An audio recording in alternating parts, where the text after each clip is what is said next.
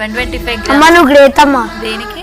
నువ్వు మాకు పొద్దున్న లేచి బ్రేక్ఫాస్ట్ ఇంకా లంచ్ ప్రిపేర్ చేస్తావు, స్కూల్ నుంచి వచ్చినాక స్నాక్స్ ఇస్తావు, ఇంకా హోంవర్క్ రాపిస్తావు.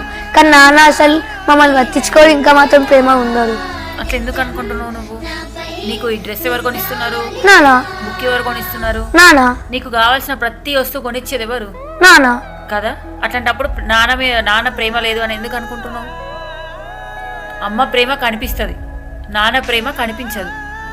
అర్థమవుతుందా? మరి అమ్మ ఇంకోసారి నాన్న అట్లనా? నువ్వు నా ప్రాణం మనిన సరిపోదట మాట, నాన్నకై ప్రాణం